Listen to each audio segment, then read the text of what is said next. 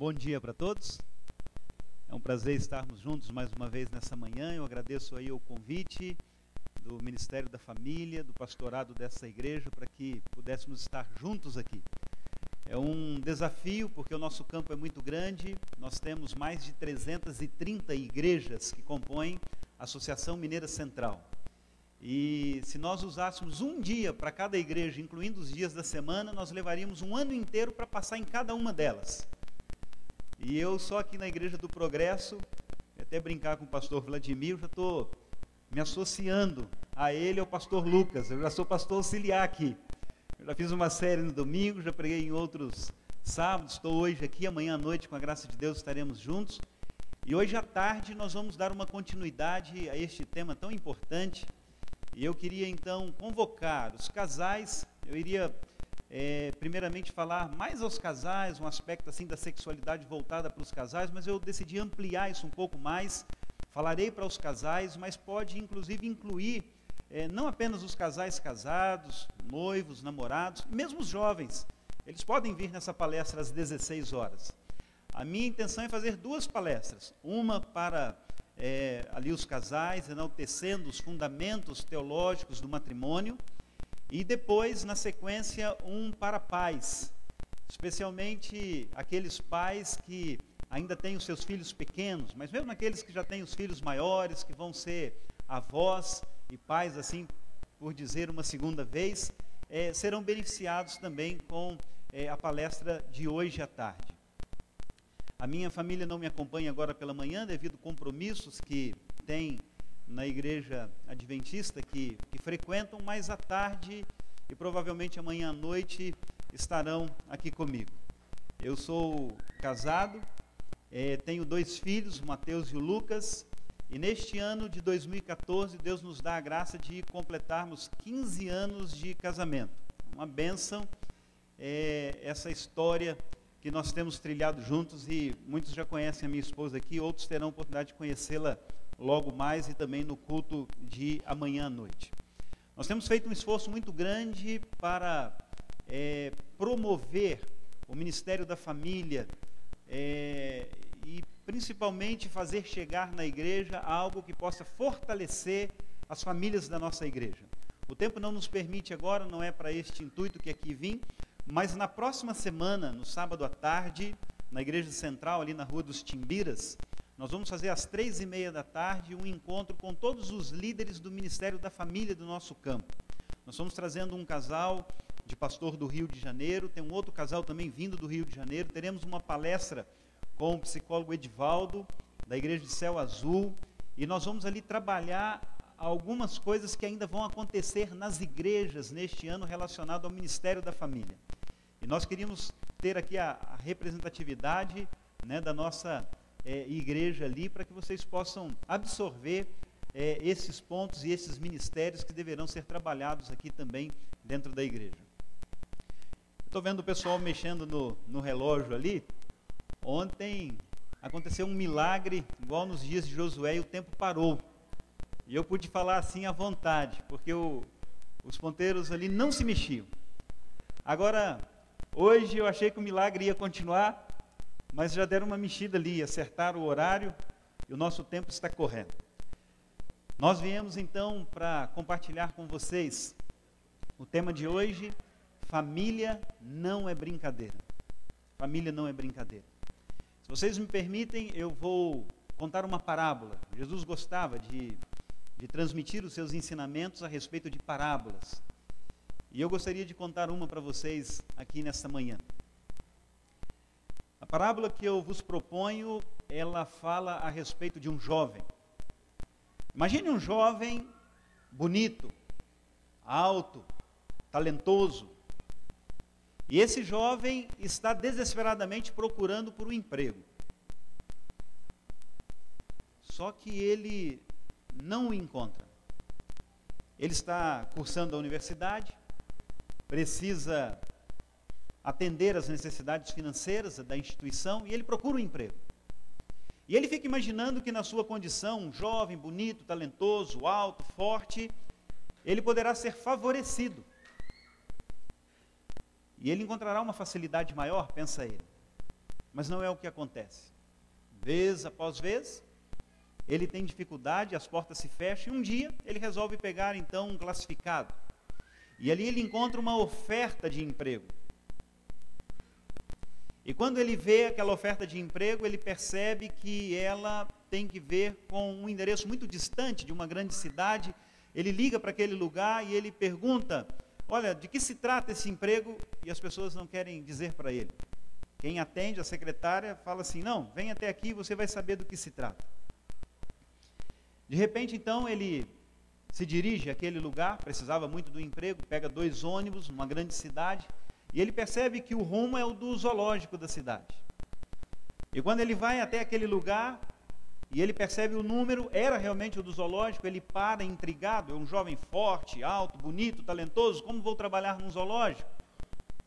Mas já tinha ido até ali, precisava de um emprego, ele então se dirige até a secretaria daquele zoológico, e ele percebe a moça que ele havia conversado ao telefone, com a qual havia agendado aquela entrevista, e ela pede que ele espere um pouquinho até que então o gerente do zoológico, o administrador, possa atendê-lo. E não demora muito tempo, alguém sai de dentro da sala daquele administrador e ela gentilmente o convida para entrar. E ele agora conversa com o administrador: olha, eu vim aqui em busca de um emprego, eu preciso saldar umas dívidas que tenho, e eu queria saber se vocês estão precisando de alguém, o que eu posso fazer aqui? E aquele homem disse assim: olha, nós realmente precisamos. Pegou o telefone e chamou a secretária: secretária, por favor, traga aí aquela embalagem. E ela vem trazendo com dificuldade uma caixa bem grande, e dali de dentro ela tira uma roupa de gorila. Imaginem só vocês. O jovem se assusta com aquilo, é um jovem bonito, alto, forte, agora esse camarada trazendo uma roupa de gorila para mim, o que é isso? E aí, aquilo que ele menos pensava era exatamente isso.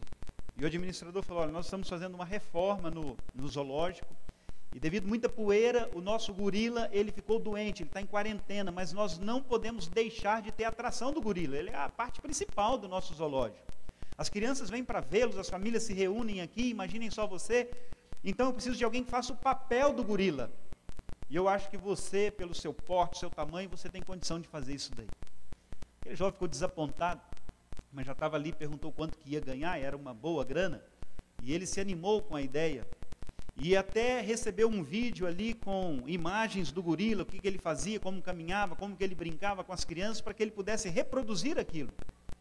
E o seu desafio já seria logo dentro de 2 ou 3 dias, e ele foi para casa, treinou, aceitou aquele emprego, vestiu aquela roupa e viu como é que ele se portava e parecia convincente, se dirigiu para o zoológico, e ali no dia da estreia já estavam muitas crianças, queriam ver o gorila, e ele estava lá dentro, e ele fazia tudo aquilo que tinha visto no vídeo, animado, empolgava as crianças, os pais ficavam felizes, e todos batiam palma, e toda aquela euforia, e ele foi se empolgando com aquilo, e se empolgando, e ele viu assim que tinha uma árvore com um galho seco que se projetava em direção a uma outra jaula, e ele falou: eu vou subir naquilo ali, eu sou um gorila, eu vou agora encantar essa meninada, e ele foi, subiu, mas ele se esqueceu que ele não era de fato um gorila, e ele começou a andar ali naquela árvore, e de repente no limite da sua jaula com a outra, ele se desequilibrou, e tomou um tombo vergonhoso, caindo lá na jaula do leão.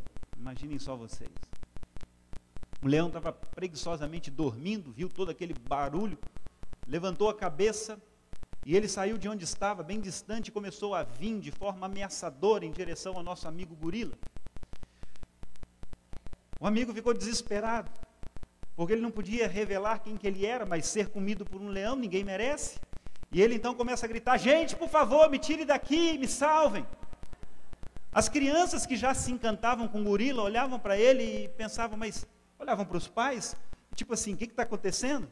Os pais também não sabiam explicar, mas ninguém fazia nada, porque a ameaça era muito grande e estavam tão assustados com um gorila que até então agia como um gorila e agora falava como um ser humano. Gente, por favor, não estou brincando, me tirem daqui, olha, o leão está se aproximando, e ninguém fazia nada, e ele foi se escondendo, ele se dirigiu para um cantinho, e ele viu o leão se aproximando, ele se abaixou ali e falou: vou ficar por aqui, aqui vai ser o fim dos meus dias, ninguém vai me salvar mesmo. E o leão vinha se aproximando, quando ele chegou bem perto, ele abriu aquela bocarra, se dirigiu assim, em direção ao seu pescoço, E antes de dar o golpe final, ele falou assim: relaxa, amigo, eu também sou contratado. Se eu não fizesse o meu papel, eu vou perder o meu emprego. Vocês riem porque vocês não estavam dentro daquela jaula, não é verdade?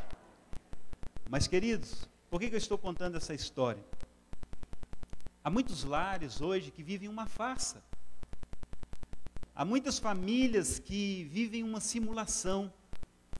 Há pessoas que tentam, e às vezes até conseguem, vender uma imagem que não corresponde à realidade daquilo que é experimentado. Isso em termos espirituais, em termos de família. Há uma simulação.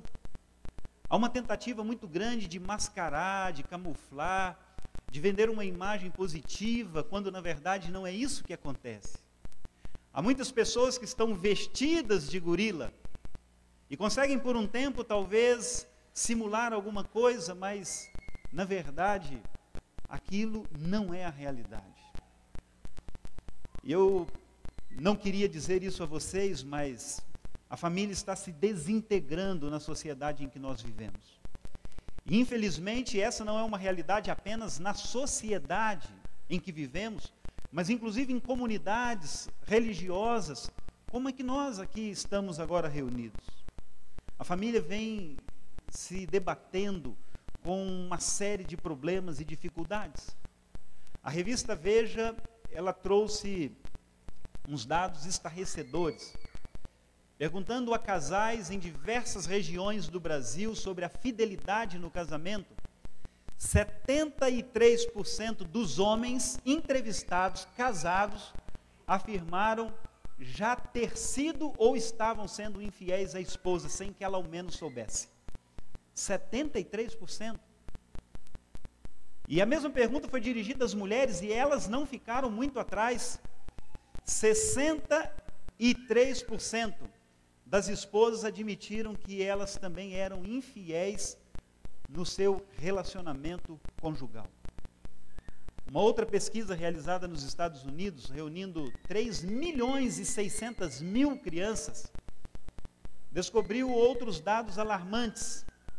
Essas crianças, 14% delas, ou seja, nós estamos falando de mais de 500 mil de crianças, elas iriam, já nasceram sem conhecer nem o pai e nem a mãe. Imaginem só vocês, o que é a referência de um pai e de uma mãe, e agora 500 mil de crianças, somente entre aquelas entrevistadas, elas já nasciam, por alguma razão qualquer, sem ter nenhum contato, nem com o pai e nem com a mãe. 40% dessas crianças, nós estamos falando agora em quase 1,5 milhão de crianças das entrevistadas, iriam conviver sem a presença de pelo menos o pai ou a mãe, antes que completassem a maioridade. Ou seja, seus pais iriam se divorciar em algum momento antes que eles completassem 18 anos de idade. 30% da população está escravizada com a pornografia. Queridos, este é um assunto sério, não é o nosso assunto dessa manhã, mas é um assunto sério.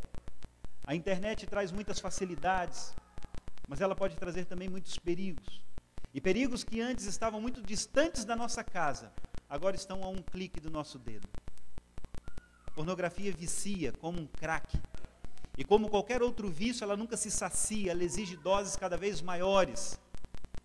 E muitos casamentos têm enfrentado dificuldades em virtude deste problema na internet. A internet, em alguns lugares, deveria se chamar Infernet. Mas como qualquer outra arma, ela pode ser usada para o bem ou para o mal. O problema não está na internet em si, no uso que dela fazemos. Isso é um assunto para um outro momento, mas apenas para nós abrirmos aqui as nossas considerações. Também há um número cada vez maior da população envolvida com a homossexualidade.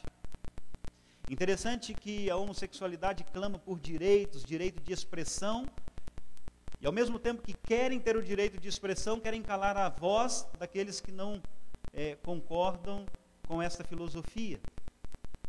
E tudo é rotulado como homofobia, qualquer coisa que se oponha então a essa ideia. A igreja, ela não tem nenhuma dificuldade com os homossexuais. Nós entendemos que todo ser humano tem desvios, dificuldades, problemas e pecados, e todos são objetos do amor de Deus. Todos precisam ser amados e respeitados. Nós não precisamos de ter leis para não bater ou matar um homossexual. A gente não pode bater ou matar em homossexual, em negro, em branco, em mulher, em criança, em idoso, em ninguém. O ser humano tem que ser respeitado como um ser humano. Mas nós precisamos entender que há comportamentos que escravizam e que se diferem dos padrões estabelecidos dentro da palavra de Deus e que por isso mesmo não podem satisfazer plenamente o homem como pretendem alguns e como levantam as bandeiras por aí. Mas este também não é o assunto nosso de hoje, só uma pequena pincelada. Quando a família se desintegra no mundo, isso já é uma tragédia. Mas pior quando isso ocorre dentro de nossas fileiras. E há uma história dentro da Bíblia de um pai, um sacerdote, um chefe da família, que ele perdeu o controle da sua casa. Eu quero convidá-los a abrirem a Bíblia em 1 Samuel, capítulo 2. Enquanto você vai abrindo a sua Bíblia em 1 Samuel, capítulo 2, nós aproveitamos para saudar os amigos que nos acompanham através da internet. Falávamos a respeito dela e está aí uma forma de bênção, quando as pessoas a usam para, na distância em que se encontram, poder estudar a palavra de Deus. E você que está usando para este benefício, que Deus abençoe a você neste momento. Em 1 Samuel, capítulo 2, os versos 12 em diante, está a história de Eli. Eli fracassou como família, como pai, e a sua história é uma severa advertência para nós, porque ele não governou bem a sua própria casa. Isso se tornou em tragédia para ele, para Israel. Isso é uma advertência para nós.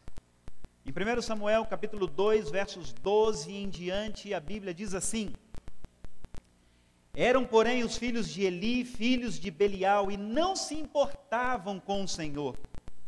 Pois o costume daqueles sacerdotes, falando dos filhos de Eli, com o povo era que, oferecendo a alguém sacrifício, vinha o moço do sacerdote, e estando-se cozendo a carne, ele vinha com um garfo de 3 dentes na mão e metia-o na caldeira, na panela, no tacho ou na marmita, e tudo quanto o garfo tirava, o sacerdote tomava para si, e assim se fazia todo Israel que ia a Siló. O verso 15 diz que também antes de se queimar a gordura, vinha o moço do sacerdote e dizia ao homem que sacrificava: dá essa carne para eu assar, dá essa carne para assar ao sacerdote, porque não aceitará de ti a carne cozida, senão crua. E se o ofertante lhe dizia: não, espere que primeiro queime a gordura, e depois toma quanto quiseres, ele dizia: não, me dá, senão te toma a força. E era, porém, muito grande o pecado destes moços perante o Senhor, porquanto eles desprezavam a oferta do Senhor. Tendo lido a palavra de Deus, vamos assim como estamos orar? Querido Deus, acabamos de ler a Tua palavra. Nos dê agora a compreensão e traga o impacto pelo Teu Espírito ao nosso coração, em nome de Jesus. Amém, Senhor. Queridos, nós estamos diante de Eli. Eli foi um homem respeitado. A Bíblia nos diz que por 40 anos ele viveu como sacerdote ali dentro de Israel. Mas essa história nos mostra que Deus não pode abençoar aqueles que negligenciam a sua missão como pai ou como mãe, que não cumprem com seu papel dentro de casa, como líderes espirituais. O nome Eli significa Jeová é o meu Deus, e de fato ele tinha uma sensibilidade para com as coisas espirituais. Vocês conhecem a história do momento em que Samuel, quando tendo ido morar com Eli, deixado por seus pais, ele foi chamado à noite, e então ele pensava que fosse Eli que estava chamando, e na verdade era Deus, e ele aparece diante de Eli, e ele diz: o Senhor está me chamando? E Eli fala: não, vai e volta a dormir. E ele volta, Deus o chama de novo, ele se apresenta a Eli, e quando socorre pela terceira vez, Eli agora entende, é Deus que está chamando, e ele fala: olha, você volta a dormir, e quando você ouvir chamar o seu nome de novo, você então responde: fala, Senhor, que o teu servo ouve, estou aqui. Ele tinha uma concepção de que Deus se comunicava com o homem, ele tinha essa sensibilidade, e ele instruiu Samuel neste aspecto. Mas não existe garantia quando nós somos negligentes em relação à nossa própria família. Os seus filhos tinham um ambiente religioso satisfatório, seu pai era um sacerdote, um homem respeitado, faziam parte de uma linhagem sacerdotal, e seus filhos Ofni e Finéias, poderiam servir ali diante do tabernáculo. Mas o problema de Eli é que ele acabou compactuando com os erros de seus filhos. Talvez não querendo entrar em choque, impondo uma disciplina, ele acabou permitindo que os filhos trilhassem por um caminho muito perigoso, que serviu para a sua própria perdição. Os seus filhos, como sacerdotes, acabaram assumindo a função do pai, que já se aposentava, vamos dizer assim. É interessante que eles cresceram na igreja, mas eles não cresceram no Senhor, na comunhão e na intimidade com Deus. Eles desprezavam os cultos e as ofertas que eram trazidas. As prescrições eram muito claras em Levíticos. A parte que pertencia ao sacerdote era apenas o peito e a coxa direita dos sacrifícios que eram trazidos. Somente isso o sacerdote podia pegar para si, o restante pertencia ao Senhor. Mas Levítico também nos informa, numa lei muito conhecida dos sacerdotes, de que a gordura deveria ser queimada, ela pertencia ao Senhor, bem como o sangue também, esse pertencia ao Senhor. Mas esses homens, quando chegavam ali, eles estão dados ao apetite, eles exigiam que aquela carne fosse dada a eles por completo, inteira, com sangue, com gordura e tudo. E o próprio povo, que deveria ser instruído por eles, agora lhes dirigia a instrução, dizendo assim: olha, espere, deixe queimar primeiro a gordura, deixe sair o sangue, e nós vamos te dar aquilo que você quiser. Nem era aquilo que estava prescrito. E eles diziam: não, se você não me der o que eu estou pedindo, eu vou arrancar isso daqui à força.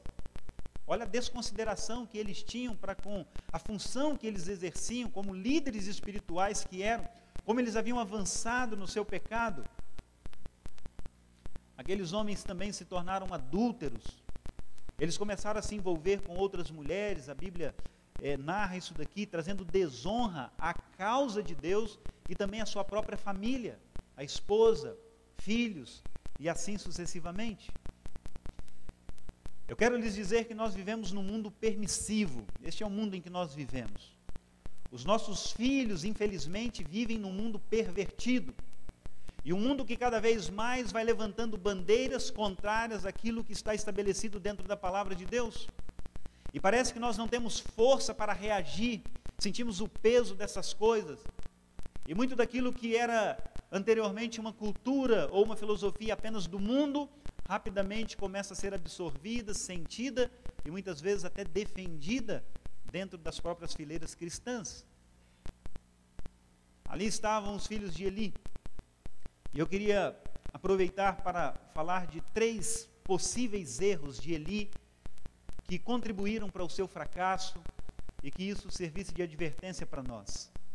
Algumas possíveis falhas para o fracasso de Eli e da sua família. Primeiro, eu vou falar hoje à tarde mais a respeito disso, mas hoje umas pinceladas agora pela manhã. Eli provavelmente foi um pai ausente. 40 anos se dedicando ao serviço de Deus, mas ele não teve tempo para os seus filhos. Queridos, você precisa trabalhar para o Senhor, mas você precisa entender que o trabalho para o Senhor envolve primeiro um trabalho com a sua família.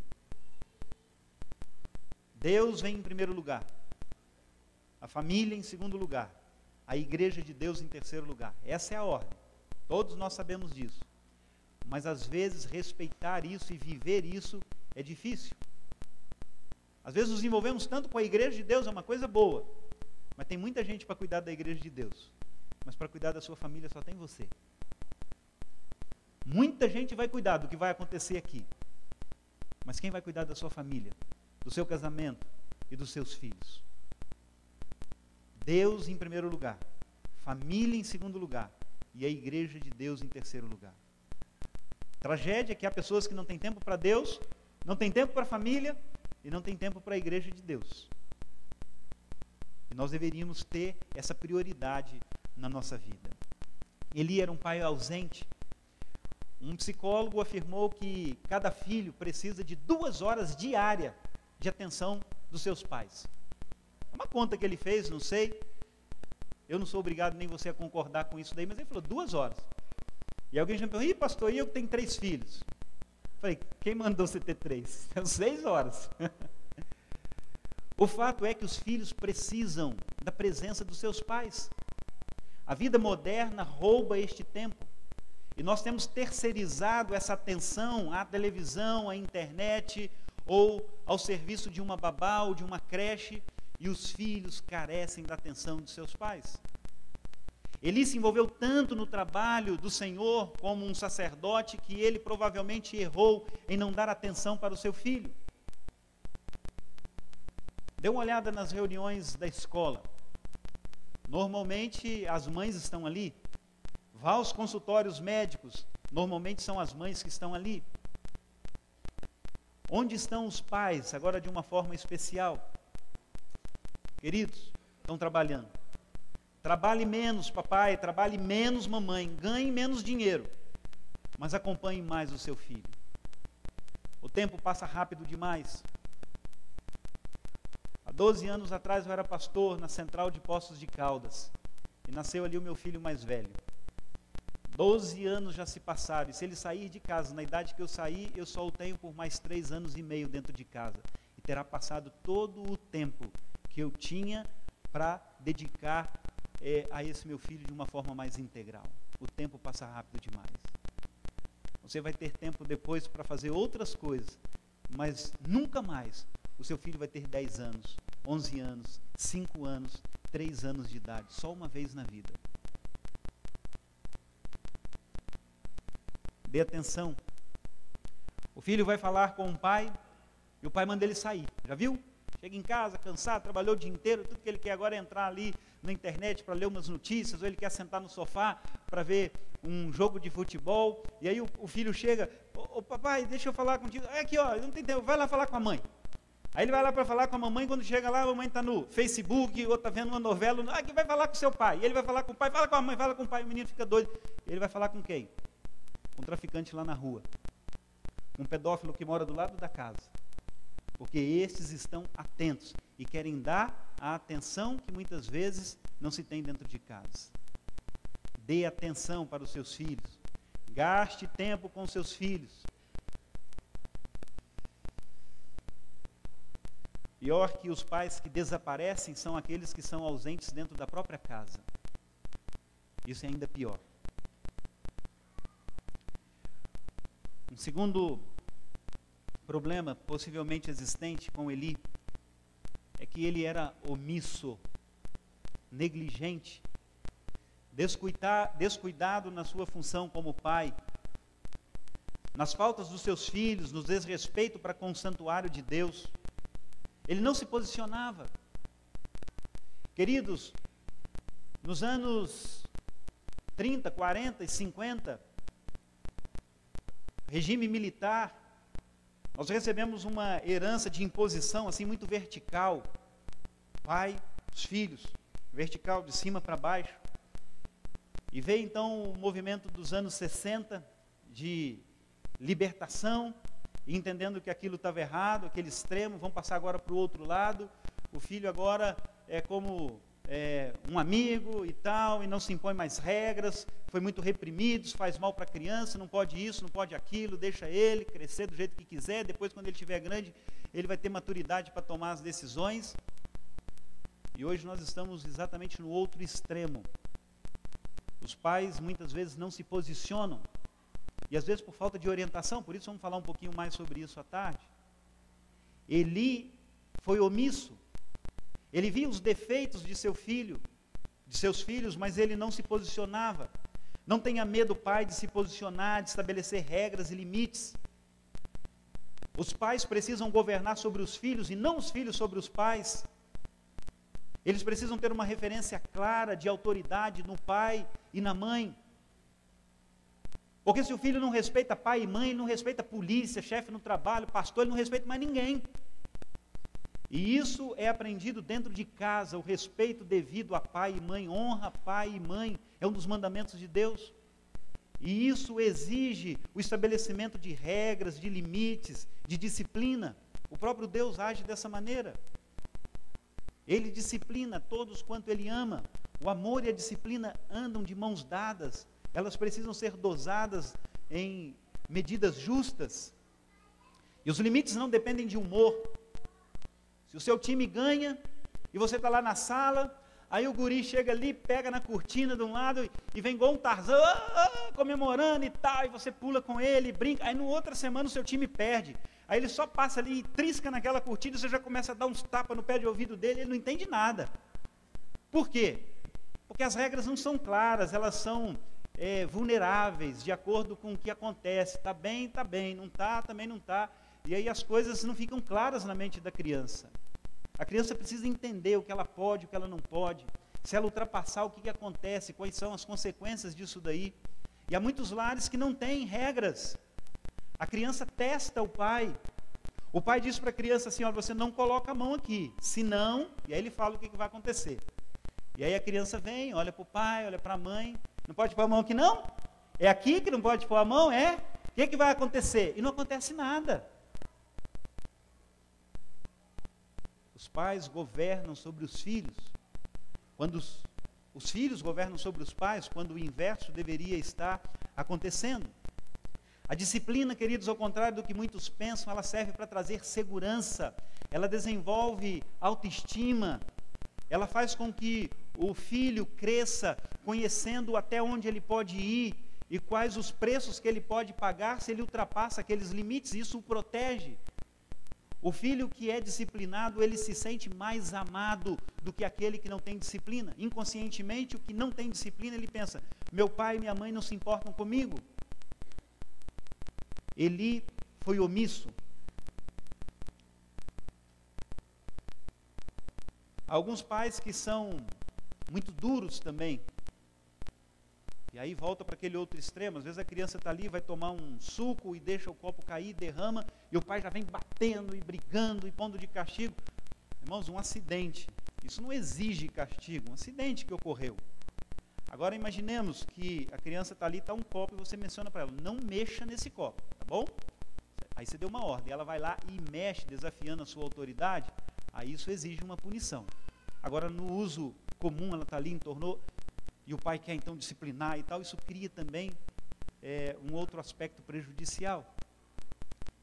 Eli, um pai omisso, não se posicionou, ele deixou que os seus filhos profanassem aquilo que era sagrado. Tem alguns pais que acabam falhando na criação dos seus filhos. E às vezes alguns perguntam, pastor, como fazer para o meu filho se conduzir assim na igreja e ter interesse e portar dessa maneira? Eu costumo dizer que isso é responsabilidade primeiro dos pais, e isso começa dentro de casa. Se nós começamos dentro de casa a mostrar o que é sagrado, a ensinar reverência para os nossos filhos diante do Senhor, se nós aprendemos a orar, a meditar com eles em casa, a estabelecer ali o culto, o altar da família, a recebermos o sagrado sábado, a criança vai entendendo que aquilo é sagrado. Agora, se isso não acontece durante 6 dias dentro de casa, não é em poucas horas, no sábado pela manhã, na igreja, que a criança vai compreender isso daqui.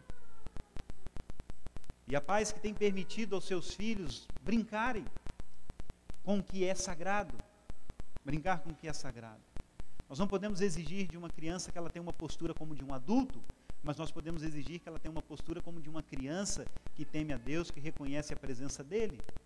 Em alguns momentos, alguma coisa pode fugir ao controle, em algum momento, mas isso vai ser um fator isolado. O pai e a mãe precisam ensinar e orientar a respeito das coisas sagradas. Eu quero terminar dizendo que, provavelmente, Eli não tivesse demonstrado a devida consideração para com a sua esposa. Queridos, interessante que Deus manda o marido amar a esposa. E Ele não manda a esposa amar o marido, não. Só manda o marido amar a esposa. Por quê? A esposa parece já ser um ser sensível, a ternura, ela já ama naturalmente. O homem tem mais dificuldade para demonstrar esse sentimento, e por isso Deus pede que ele ame a esposa. Já imaginando que a esposa já ama naturalmente, ela carrega um ser dentro do seu ventre por 9 meses, isso desenvolve nela um sentimento de amor, né? Enfim.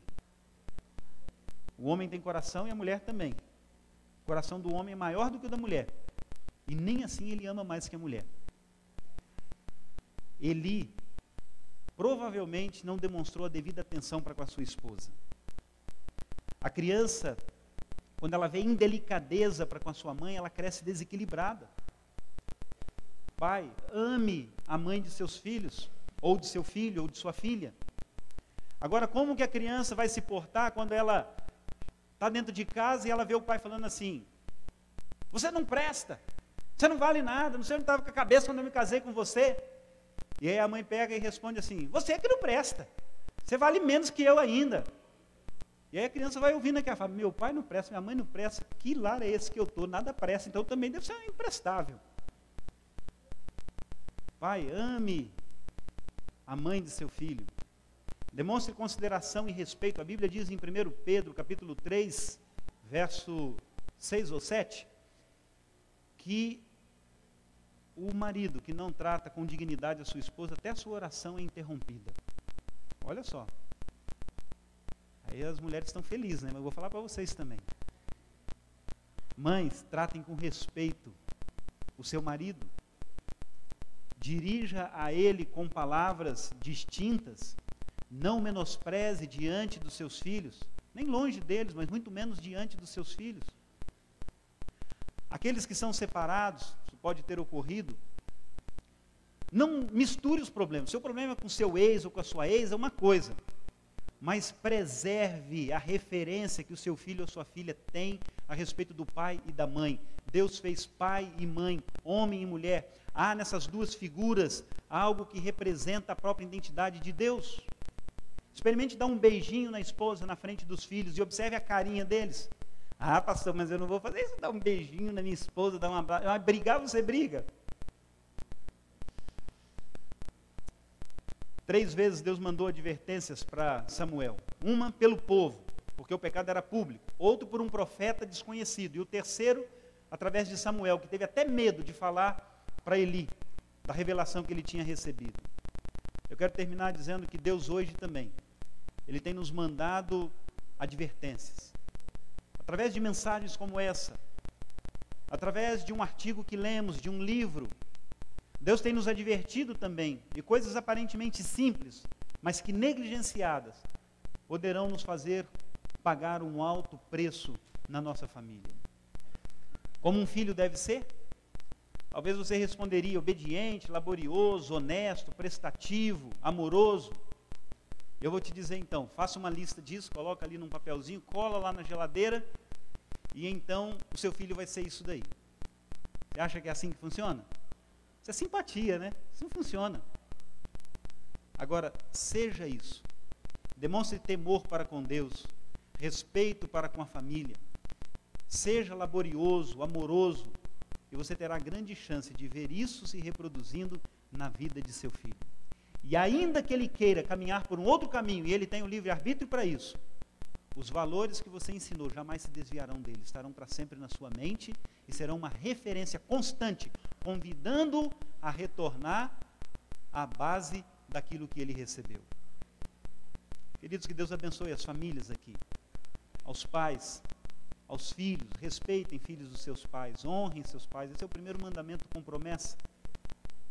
Que Deus abençoe as famílias desta igreja. Quero orar com vocês terminando este culto. E eu quero convidá-los então para que fiquem em pé. Vamos orar pelas famílias. Já foi pedido aqui que as famílias estivessem juntas no momento. Quem sabe queiram estar juntas também nessa hora. E aí os filhos: mas é um mico agora, olha só, estou longe do meu pai. Não tem problema, paga um mico agora, chega perto do seu pai, da sua mãe. Quem sabe tem algum pai, alguma mãe aqui com o coração dolorido, porque o filho não está aqui, queria que estivesse, está andando por um caminho tortuoso, difícil. Deus ouve orações desses pais, e Deus tem abençoado milhares deles, trazendo seus filhos novamente. Vamos orar por esses filhos, orar pelas famílias, cada pai, mãe, cada filho que aqui está. Irmãos, a família é a base da sociedade. Satanás não tem família e por isso ele quer destruir a sua. Mas Jesus Cristo quer preservá-lo, quer abençoá-lo. Nós vamos orar pela sua família nesse momento. Querido Deus, obrigado por este encontro, por este culto. Obrigado pela tua palavra que foi aberta. Obrigado pelos conselhos que recebemos e nos ajude, ó Deus, a colocarmos em prática os seus ensinamentos, a considerarmos a nossa família. Abençoe cada pai, cada mãe, Ajude, ó Deus, para que eles sejam um modelo, uma referência, imperfeitos como somos, mas buscando no Senhor a perfeição, que possamos assim demonstrar aos nossos filhos a capacidade de nos aceitarmos, de perdoarmos, de superarmos, de amadurecermos, e que isso possa refletir no caráter dos nossos filhos, ó Deus. Que o Senhor abençoe os filhos que aqui estão, que eles cresçam em temor diante do Senhor, respeitando o pai e a mãe. Os filhos que não têm os pais aqui dentro da igreja, que eles possam, Deus, ter alegria de ver isso acontecer. E os pais que estão com o coração doído porque o filho se afastou do seu caminho, anda por caminhos perigosos, que o Senhor os alcance nesta hora, os visite e traga, ó Deus, esses filhos novamente ao teu redil. Abençoe as famílias aqui, os filhos da tua igreja. Nós nos colocamos em tuas poderosas mãos, no nome de Jesus. Amém, Senhor.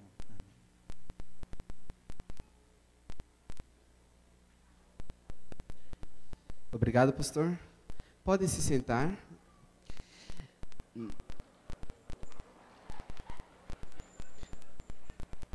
Hoje a nossa programação é especial, porque hoje é um dia especial.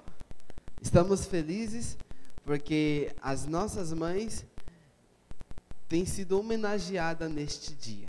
Neste dia, vocês devem estar mais felizes, mães, porque existem filhos que estão gratos a vocês por todo o carinho e toda a dedicação. Mães, o mundo seria bem melhor se os seres humanos descobrissem que através do seu exemplo de vida está a verdadeira maneira de viver. A tua verdade nos corrige com carinho e emoção. O teu sorriso nos dá apoio e mostra direção. A tua firmeza nos dá coragem e disposição. O teu olhar de ternura nos revela a tua história e a tua missão. O teu esforço nos ajuda a buscar para tudo uma solução. Obrigado por teu amor sincero, que nos inspira a abrir o coração. Olha só, vocês são muito especiais. Mães, essa igreja ama você e se sinta muito bem querida, se sinta muito bem amada nessa comunidade. Nós preparamos uma homenagem para você, porque esse dia não pode passar sem você se sentir homenageada. Nós trouxemos para vocês um cartão, e esse cartão vai ser entregue a você. Juntamente com o cartão, você também vai receber um suportezinho para você colocar na sua fechadura, e você está lembrando que a Igreja do Progresso gosta muito de vocês. E as mães que estão ao lado já vai poder pegar para você o seu suporte. As que não, as que estão no centro vão receber então do pessoal da produção. Neste momento, para que a homenagem seja mais completa e seja bem bonita, nós teremos uma música especial para você, para que você se sinta querida e amada.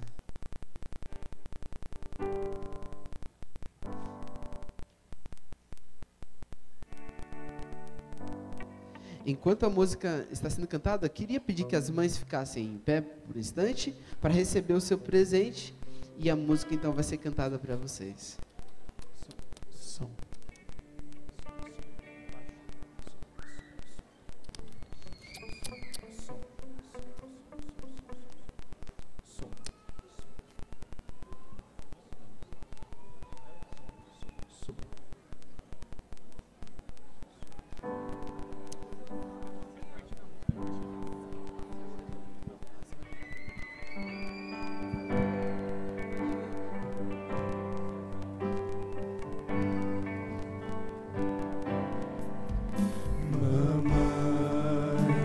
Eu quero nesse dia fazer você sentir muita alegria, e que os dias que vivemos pela frente tragam paz e amor pra gente. Sabe por quê? O primeiro amor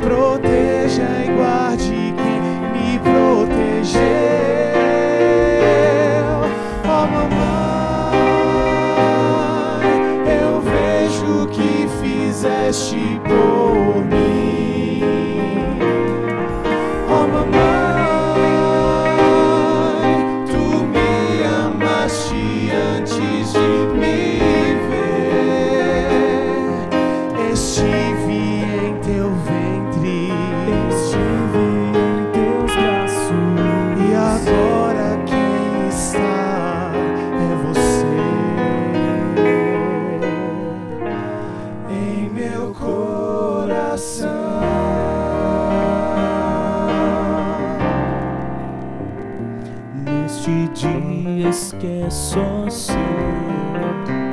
Meu amor, quero te dar e viver só pra você, mamãe.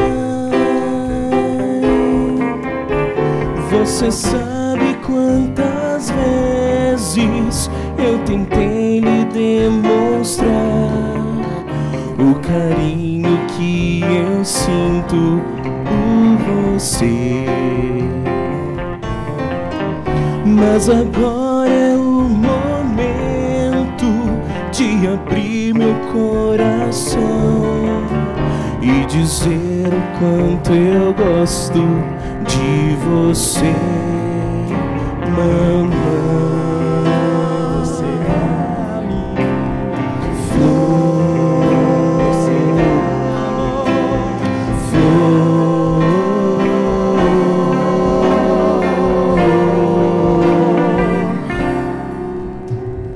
Meio de flores e cores sem par, procuro uma flor com a qual comparar sua vida e virtude, sua graça, seu jeito. Mamãe, você é um amor perfeito. Mamãe, quero lhe dizer de todo o meu ser, mil coisas que meu coração mandou. Mas só pra começar, eu quero confessar, você me faz acreditar no amor. Minha mãe, o que passou por mim, ninguém vai passar. Minha mãe, eu sei o que sofreu por mim sem reclamar. Você daria a vida por mim, só pra me defender. Faria qualquer coisa por mim, sem se arrepender. Esse é o dom de amor que Deus te deu. Sem teu cuidar, sem teu carinho, sem tua atenção, estou sozinho, mamãe. Não posso viver sem você.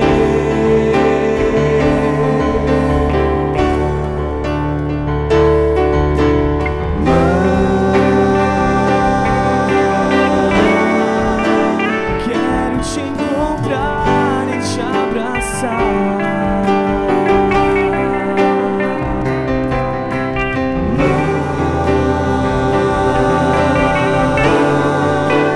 Tenho tanta coisa pra falar. Não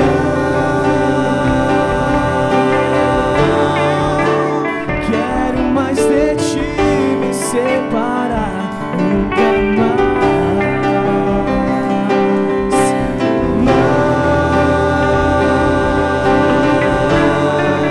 Eu te amo. Sempre me amou, me educou, por mim orou, me ensinou. Sempre me amou, me educou, me ensinou, por mim orou.